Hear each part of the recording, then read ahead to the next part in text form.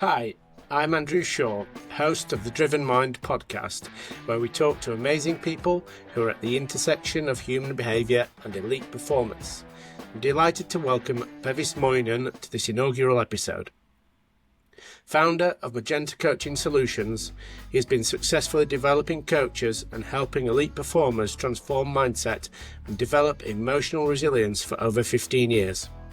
As a passionate sportsman in his youth, and after a short flirtation with professional sport himself, Bevis turned his attention to developing others. He's the founder of Golf 101 and the Golf Performance app, inner game resources for amateur golfers, a consummate speaker and inspirational trainer, as well as being a twice published author in the field of human performance. Welcome, Bevis. Thanks for inviting me, mate. Much appreciated.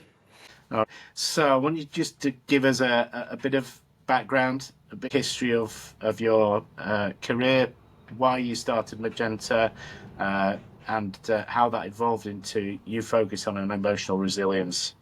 So I was involved in sport in some way or another. I ended up with the intention of being a professional sportsman. In fact, I had county cricket trials that I didn't turn up to. So we were actually at university at the time together. Interesting that we didn't really have the conversations about what was going on at that time. I'm not sure I had the ability to talk about those things at that time. And I fell into management and leadership. Ended up managing and being a business development manager for a chain of leisure centres, which I enjoyed, but there was something that never quite felt right. There was something unfulfilled within me. And that led to, after a conversation with the chairman of my cricket club, entering personal development for the first time by finding myself on an NLP practitioner course. And I got a huge amount of benefit from that, way more than I expected. I never anticipated changing career at that point. But the more I learned about personal development, the more of a journey I went on, the more of a transformation I experienced personally. It got to a stage where it felt undeniable that I had to use what I'd learned to help others. And that's where originally Magenta was developed and formed back in 2010. 15 years, that's such a... can't believe it's been so long and been one of your first original clients or early clients back in that day. That's it's quite a pleasure to see. So when you look back at your life, where did you start to develop emotional resilience? Maybe you can find some times where you look back and maybe you didn't know at the time you were developing emotional resilience, and then maybe more recently where you've consciously developed that. So I think from a personal perspective, if you've been involved in sport, it's really easy to overlook the emotional resilience that is developed organic and naturally through being part of sport, because a lot of people are avoiding failure unconsciously without knowing that they're doing it. Whereas as a youngster, a young man, a young woman involved in any form of sporting pursuit, my daughter's an incredible dancer, and every time she gets on the stage, she's got her own expectations, she's performing in front of people, and there's a huge amount of emotional resilience that goes into that. Handling disappointment, handling failure. So I was always developing emotional resilience through my sport, and I didn't really notice that at the time. But it's also double-edged, because how situations are handled on that journey is super important. So my emotional resilience was growing and continued to grow, but then I also remember times where I was stood on a cricket pitch, not wanting the ball to come to me because I was terrified of dropping a catch. So it's double-edged. The emotional resilience grew through sport, but also there are moments where actually I became less emotional resilient as through some of the experiences that I was having. That's really interesting. So how does that help you now in your life and your work, having built that emotional resilience through your pursuit of sports? How's that helping you? Well, I think now, obviously, having been through, just saying it as it is, really, 15 years and the few years prior where I was learning that the ropes of the breakthrough coaching methodologies that we use, one of the first things that I had to do was get comfortable being vulnerable. That is such a starting point for working with elite performers in sport and business, because in fact, I had a conversation earlier today where I know I can help this person because they've opened up. And that, as we know, and we both know, it's not always an easy thing to do at the beginning. And also those early experiences mean that I can absolutely relate to some of the challenges. It's amazing how many times I've seen some of the patterns I've experienced myself in my clients, and how many people have had big disappointments or failures or difficulties that then subconsciously affects their life thereafter. And what the beautiful thing is knowing that actually that often can happen for 5, 10, 15, 20 years, 1 year, however long. But also that those events can also become your biggest strength. They can really, when you get past the turbulence that's been created from that event, it can be your source of purpose. And that's a beautiful thing when you help people find that, get to that space. Right. You said comfortable being vulnerable. I think I understand what that means. Do you want to build on that a little bit for us and just kind of give us some examples of that? For sure. So I think in elite performance, inevitably we're going to have an ego. We're going to have an identity of who we are as a human being. You notice it with football managers that the best football managers very rarely criticize their own players in public. And if they do, they're often not in a job for much longer. So there's an element of needing to protect ego and look after ego. And certainly publicly, that's a good thing in terms of management and looking after people. But it's also nice to have coaching support where people can just let go of that and just be completely vulnerable and trust the person they're speaking with and create a completely safe space. And it's so, so valuable just in of itself without any need for magic coaching questions or big breakthroughs, because senior leaders, elite sports people often don't have that. They often don't have that ability to just offload how they're really feeling and thinking. I really love the story about Ben Stokes and the sports psychologist of the England cricket team the night before the World Cup, and how he spoke to the sports psychologist and he told him how he was worried about the game the next day. And he went, right, come with me, got the team meeting together, and then had Ben Stokes explain to the whole team how he was feeling. And everyone went, oh, thank God, it's not just me. And I think that's a beautiful thing, a beautiful moment, that vulnerability, the culture that the England cricket team had created the night before the World Cup. Wow. Like, what a great example. That's amazing. So you're talking there about a group of elite athletes in their prime, at their prime moment in their career, not necessarily comfortable being vulnerable. Do you think that as you build an emotional resilience, if early in your life, it can either teach you to be resilient and open up, or it can teach you to be resilient and close down and protect and deflect and defend from the outside world? Well, I think that's a very natural response. And I think the deflection and the defense, I think is kind of what we all do without help. I certainly did. I think if we're honest, you probably did as well in some ways. We both run that pattern ourselves up until a point where you find something or someone or a certain space and time where you feel safe to open up. And then that is that courage, because it does require courage to be vulnerable, is massively rewarded, way beyond what you could imagine. So there is a it's a really good point. There is actually the right time almost to look after. It's like some of my coaching clients have the task of going to speak to certain people in their life about things that have happened. But that's not necessarily the task at the beginning, because sometimes there is a period of time where you need to just look after yourself and get yourself into a safe space. And you don't need to necessarily deal with everything all at once. So there is a safe time and space to withdraw from certain situations, to reflect. But then there is also the right time and space to be vulnerable and to get to a place of, and there is a bit of healing involved where you can then have the conversations that you need to have, manage certain situations, and push yourself that, if you're a sports person, push yourself that bit further, go again. Or if you're a leader and a man, going for that next phase of your career, assuming it's aligned.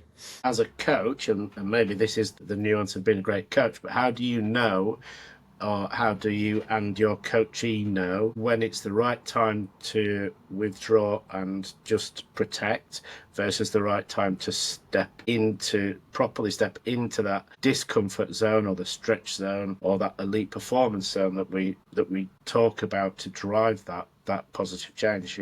Is that a difficult thing to do, or is that, tell me some of your experiences on that? Great question. So it feels right now to be a very intuitive process, but that wasn't the case at the outset in my coaching. So at the beginning of a journey, we're more likely to be moving more slowly, and therefore there is going to be an element of common sense approach of, are there certain situation scenarios that you need to not be in? The Dalai Lama said only a fool would continually put themselves in situations that aren't good for them. So that there may be a little bit of that at the beginning. And also we test by tasking. So we'll give tasks and the client will either be able to complete those tasks with courage and move through them, or they won't be able to complete those tasks. And that'll be okay because we make it a win-win. Well, we can't complete that task because we've become aware of some programming, maybe some doubts, maybe some limiting beliefs, which all human beings have. This imposter syndrome that people talk about is a thing. It's not necessarily what people think it is, but there's a pattern around imposter syndrome that most of us will recognize at various times in our lives. So the tasks kind of help the client and the coach become aware of when the right time is to, can some people really surprise me? I'll give them a task and I think there's no way they'll be able to do that. And then they come back to the next session, they have it. Geez, we're flying already. And other people, it's like, no, I can't. I'll give them a task. I think they'll be able to do that, and they can't. But then they need extra support to, as we say, let go of a belief or a doubt or some emotion from the past that might be pulling them back. That's amazing. But how do you manage that with elite people? Because I think there'll be lots of people who are at the peak of what they're doing, hopefully listening to this. There's not a lot of space and time to step off the program. Like if you're playing games every week or you've got a different event that you've got to travel to, there's not a lot of time to step aside, make those learnings and then step back in. So how do you navigate that with somebody that's under time pressure or who's got lots of things dependent on what they're doing in business, like a CEO, or it could be a tour golfer who's got virtually no time between events and all the pressures that come with that? How do you navigate that with them? I think the beautiful thing nowadays is that the coaching world is a different world because of modern technology and indeed COVID, in that we can jump on a Zoom or other platforms exist really easily and effortlessly and be anywhere in the world and create a safe space for that client.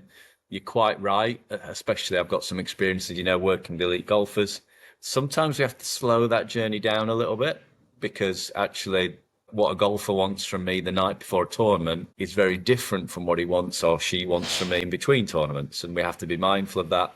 So we don't tend to be doing any deeper work before the night before a tournament, but we might be exploring values level thinking or human evolution or some principles that will help the elite performer manage circumstances outside of professional golf in between tournaments. So it becomes, there's always in breakthrough coaching, there's a journey that's going on, and that's navigated with mindfulness of where the client is on the journey and also their calendar and the events that they've got coming up.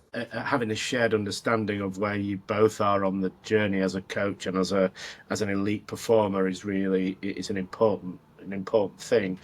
I guess then you can look further forward into schedules and find times where you can look into the future and, okay, at that point we can step into some of the other stuff that we want to develop over time. So a little bit tactical versus strategic from a kind of mindset perspective. Everybody, whether it be an elite sports person, or I was speaking to an elite coach earlier who has a book launch and a talk, that we've all got our journeys that we're working with, and it's just being mindful of those and applying knowing the journey that we're going on and being comfortable just slowing down at certain times and then speeding up at certain times, and creating the space. Often it's not always required, but sometimes with the elite golfers that I work with, we'll find half a day to work together. We'll make sure we make that time sacrosanct and make sure that works. During that time, are you aiming to build emotional resilience for the future, not necessarily looking at how to overcome past events? Inextricably linked, really. So I think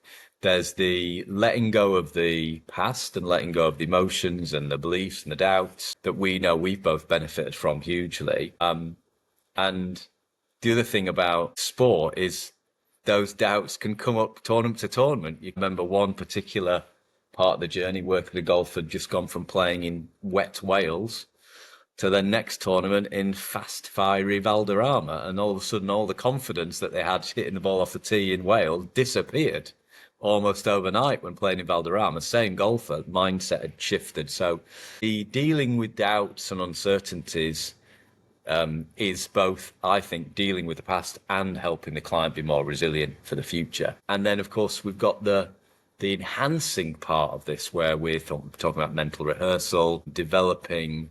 And that's been a really interesting learning experience for me, actually, using some of the things that we both know work in the coaching space in a towards manner, helping people mentally prepare, and not just mentally prepare for success. Because I remember one client getting worse after some mental rehearsal because we just prepared great golf shots. And guess what? They went out and played golf and didn't just hit great golf shots. And I was watching my player play and I'm like, why is he throwing the club around? I'm sure we didn't rehearse that. And it's because expectation had risen too high. So we learned for that particular player that we need to actually mentally rehearse attitude. And that was almost more important for them. So, of course, there is then on a coaching journey, there's learning with your client what the best way of developing emotional resilience is for them. So it's like most things in life. It's not one size fits all. You have to work on finding that sweet spot. And I guess that's one of the nuances of finding the right coach and finding the right coachee and developing the relationships. How do you find that? Is that a challenge? Listening to that back, it sounds like it should be because there's a lot of nuance in that.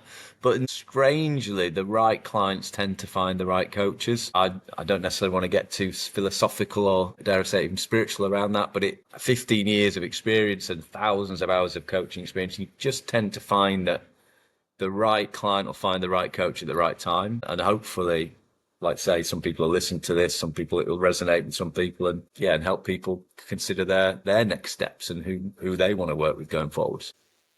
One of the things that we've talked about before in many conversations is about why do people wait until something goes wrong before they seek the advice of a mindset coach or somebody to develop emotional resilience. I think one of the key things that I want to help everybody understand and understand more deeply myself is how can I intentionally develop emotional resilience, and how do you do it, and how do you help your clients do it? Really, really good question. I mean, there's a couple of stories that come to mind. When I first started doing this work, professional golfer in this area that I live in was suggested that they work with me, and his response was, "Well, why would I do that? There's nothing wrong with me." And that was, I think, really, if we go back 15 years, it's actually quite a long time in the personal development world. 15 years, we've moved a huge amount in that short space of time. And attitudes have changed massively I think about Darren Clark winning the Open and he thanked 2 Win Again coaches. So there, and that's quite some time again, isn't it, since he won the Open. So I think developing emotional resilience for the future it's not just about therapy and dealing with the past. It's about being able to step into the future and be comfortable being uncomfortable. Because if you're going to perform at an elite level, we've got people we know in our network who've gone on to do TED Talks. Did they feel comfortable 3 minutes before the TED Talk? Probably not. So there's that emotional resilience that develops through getting more comfortable being uncomfortable, consistently growing and learning through experience and feeling, and almost the coach's role of just supporting that, not having to do a lot with that, just supporting that journey. And then there are other more technical things that can occur around meditation, mindfulness, learning how to quiet the mind, learning some of the meditative techniques that we use to quiet the mind in the moment.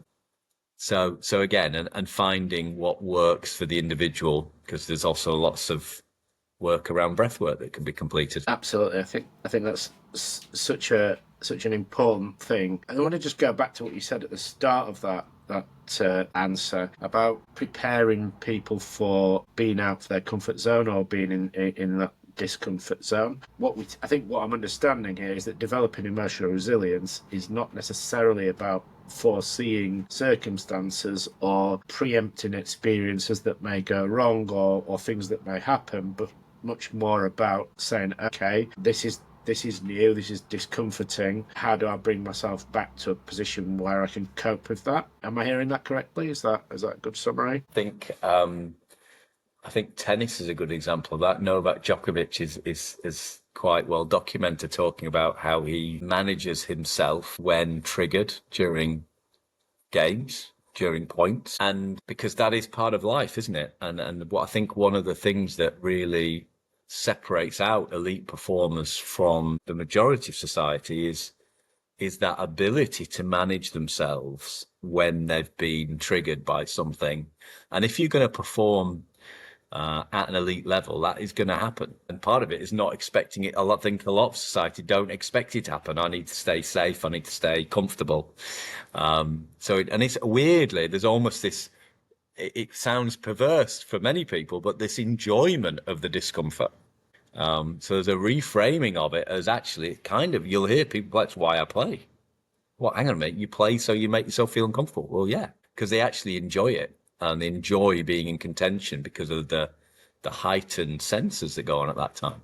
That's amazing. I think that's a mindset that, well, hopefully lots of people listening have or can at least identify with. But I think that makes training for those experiences more important than ever. Right? It does, and I think it's double-edged, the training from it, because perhaps the most important work that I've found with elite performers is often their attitude to disappointment. What you tend to find, and we both know happened in our kind of sporting career and to some extent business career, pointed something goes wrong, how you react to that situation is crucial. Richard Bland, as a golfer, great example.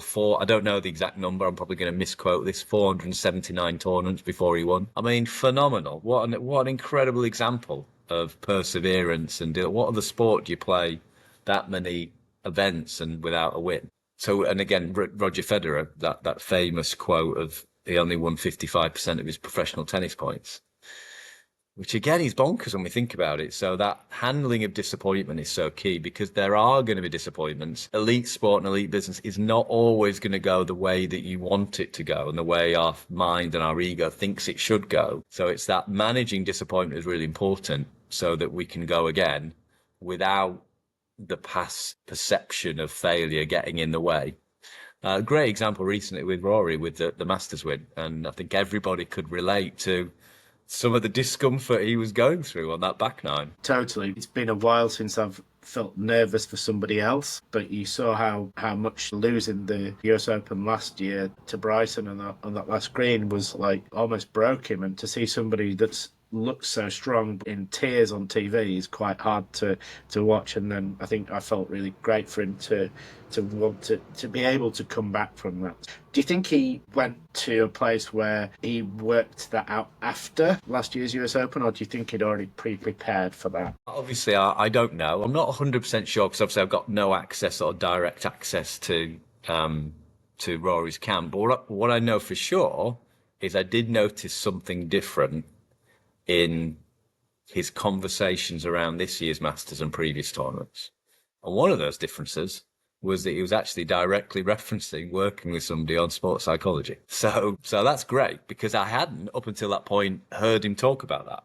And actually, whether or not, because he may have been, but may not have felt comfortable talking about it, or he may not have been, and that was a big change, the fact that he actually gone in that direction. So it was really pleasing for me to see one of the top 3 golfers in the world openly talking about the work that he'd done with a sports psychologist. It was great to hear John Rahm talking about working with a life coach. We all know Scott Scheffler's spiritual belief system, which I think we can all see has an impact in terms of his performance. Tiger Woods, we all know, meditated for many years. So elite performance, a lot of the things, sometimes what separates the really very good performer from the elite performer is mindset, and some of the habits that these guys at an elite and ladies have at an elite level are sometimes a surprise. There's a great video from Jason Day, I know I'm going a bit golf heavy here, where he talked through his mental approach and put it out there on video, and I was like, wow, phenomenal. I just love seeing that. Yeah, I think over time people become it's become more of an accepted thing to talk about, which is amazing for sports people and for us as coaches and people helping elite performers to drive their fulfilling performance and get more out of their careers rather than have to fight through it. Because I've read several books of people who get to the end of their career and they're just glad it's over and they can't wait for it to finish, and they've been successful, and there's lots of examples of that. But from let's stay positive on an emotional resilience point of view. Obviously you've written a book, your guide through turbulent times, emotional resilience, which obviously is out. Who inspires you, or was there anybody from the sporting world that inspired you to write that book, or who inspires you from sport from an emotional resilience perspective, and why? There's lots of people that inspired me from a sporting background. I think there's a family connection to the book. My mum died during COVID, during lockdown, and my dad passed away when I was finishing the book. So there's a real strong family connection to the book, especially around the chapters around sadness and loss, because of course that's something that affects everybody as a human being. From a sporting perspective, yeah, I mean, I grew up in an era where we were watching Seve and Greg Norman and Nick Faldo. That was a great era in golf. And then more recently, I've been fascinated by Roger Federer as a sportsman, because I think there are some people who almost seem to have lost the egoic attachment to winning or losing. And all of a sudden the sport becomes more of an art form. And I think that is where you can sometimes see that what separates the really, really, really good from the great. And I think we see that a little bit with Scottie Scheffler in golf. I think we definitely saw that with Federer. There's an artistry that seems to come out when people are just performing without any without no attachment, with very little attachment to the outcome. And often it comes from sports people further on in their career, not necessarily it's perhaps not attainable earlier on in very, very good sports people's careers, something that they evolve into. Yeah, I would agree with that. I'm a Man City fan, as you know, but I've been watching 1999, which is the story of the Man United treble, and I really enjoyed the psychology of that back in the 90s. Fergie was a master of understanding his people and managing performance in a very different way to how it's done now. But there's a really interesting part where nobody talked about the treble until after they'd won the championship. So they won the Premier League title, and then they're like, okay, now we've got 2 games to go, because they're like, we've got something in the locker. It's not going to be an unsuccessful season. We can go freely into what's coming, and I think that really helped them, because their performance wasn't too great in the end of that season, and then obviously they went on to do something which no one had ever done before. There's some great stuff about how they prepared mentally throughout the season to do that and what they did. Lots of it quite old school brotherhood stuff, but interesting nonetheless. Egoic attachment. Just build on that a little bit. Help us understand what is egoic attachment, and how's that different? It's a really good question, and something you've made me think about in the Jimmy Anderson book that I'm reading at the moment as well, about the bonding exercises and the positive impact that those can have with teams. So I think most of us can relate to, in sport and business, having attachments to outcomes. We want things to go a certain way. We want to win. We don't want to lose. We want to perform well. We don't want to play badly. When I go and play golf, I want to play well. I don't want to play badly. So what happens on the journey of personal development is our performance stops defining who we are. And I think I've noticed it as a golfer, as an amateur golfer, plays off a relatively low handicap. A lot of low handicap golfers I know have quit. But there's not very many high handicap golfers I know have quit. It's a really interesting one. It's the good golfers that quit. Why are they quitting? Because when life happens and they become dads or parents or mums, or they all of a sudden work gets busy and they can't play as much, they suddenly can't cope with not playing as well. And I think the enjoyment from sport comes from just the process, going and having a go. 100%. I can totally relate to that from personal experience. I gave up playing football not long after university because I'd kind of reached my peak in terms of the level of football that I got to as an 18-year-old, and didn't think it was any better at university than the kind of semi-pro level that was going on at home, and the teams, the people that I was surrounded with in my teen pre-university years, and I just gave up because it was kind of I couldn't reframe any enjoyment from it. I couldn't find anything else. And I think also more recently, as I've kind of got older, I think you mentally get stuck in your athletic prime, and I'm in my 40s now, and my expectations of what I should be able to do if I go to cricket training now versus what I would be able to do when I was 30 is entirely different. So I think connecting what you're attached to, what your expectations and the outcome are, is really important. Any other really good tips or things that you can give to the listeners so that they can take something from this and be more emotionally resilient, or be able to let go of the connection, or any of those other parts of the show that we've talked about? It's a really, really simple one. Really simple one, and that's process over outcome. And it's in simple terms. In golf, can we follow our full push-shot routine on every single shot?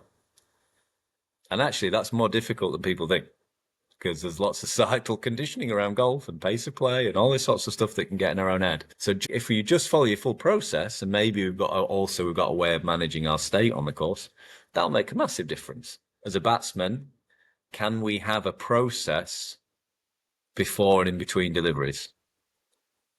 As a bowler, can we have a process? Great reading the Jimmy Anderson book. What an amazing book. It's such a beautiful thing reading it to my son, 13-year-old son at the moment. Such a vulnerable book, actually. It's lovely. I'm sharing the nuances of his psyche. And this is England's best bowler of all time. So I think, process over outcome. What's the process that you're following? And do our best to let go of the outcome. If we trust the process, we'll be able to deliver. And again, in business, what's our process for delivering a great talk? What's our process of delivering a great performance management review? Trust the process, let go of the outcome. We've got to, I always think a lot in business, often some of the challenges around what will other people think or how will other people react. Let go of the outcome, how the other person's going to react. You just do your best, deliver the best version of you.